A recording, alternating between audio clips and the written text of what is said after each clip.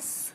I am from expert academy और आपके पास वापस एक क्वेश्चन लेकर आई हूँ, बट इस बार मैं क्लास 12 फिज़िक्स का वापस से क्वेश्चन लेकर आई हूँ एनसीईआरटी के न्यूमेरिकल से। चैप्टर 3 का हमारे पास क्वेश्चन है। चैप्टर 3 हमने स्टार्ट कर दिया है तो उसके न्यूमेरिकल से। और आज हम जो हमारे एनसीईआरटी में जैसे ही चैप्टर फिनिश होता है उसके जो लास्ट में हमारे क्वेश्चंस होते हैं वो करेंगे। उसका मैं फ़र्स्ट क्वेश्चन आपको बताना चाहूँगी। ये नॉर्मली आपका ओम्स लॉ से रिलेटेड क्वेश्चन है, ठीक है। जैसे जैसे फर्स्ट सेकंड क्वेश्चन आते जाएंगे वैसे वैसे आपको एक्सप्लेन करते जाएंगे।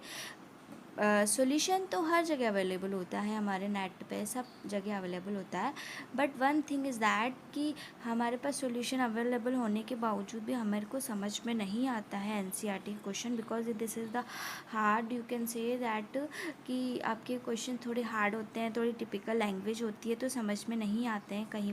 कई बार कन्फ्यूज़न हो जाता है, तो इनको समझना बहुत ईजी होता है, नो डाउट। बट एक बार थोड़ा सा आप किसी से एक्सप्लेनेशन समझ लोगे तो आपको कोई दिक्कत नहीं आती इन क्वेश्चन को।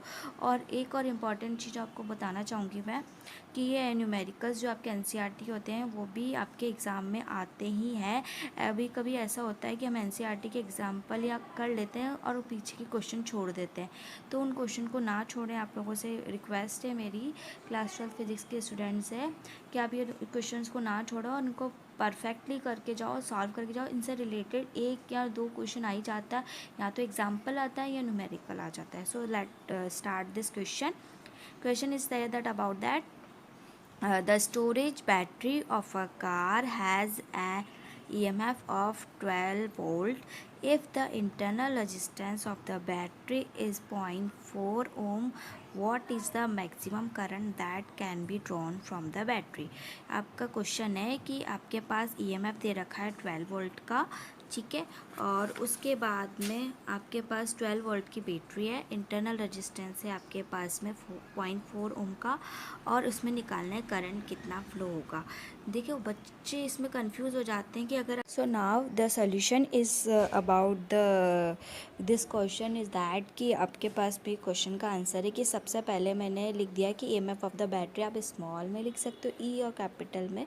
You can write that what ever you want and how you want, ठीक है, आप किस फॉर्म में भी लिख सकते हो। सेकंड मैंने लिख दिया internal resistance of battery 0.4 ohm, ठीक है। नाउ हम लिखेंगे maximum current drawn from the battery, from battery,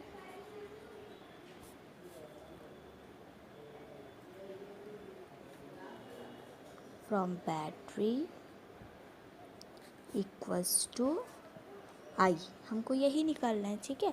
now we use ohm's law.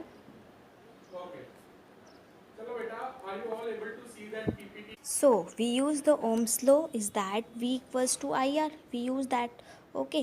हम V equals to IR use करते हैं, तो V equals to IR की जगह हम यूज़ करेंगे E equals to IR, because I have, you can set I have, we have, okay, same like that कि हमारे पास E है, EMF है, ठीक है। तो I use this E equals to IR. E is, what is the value of E?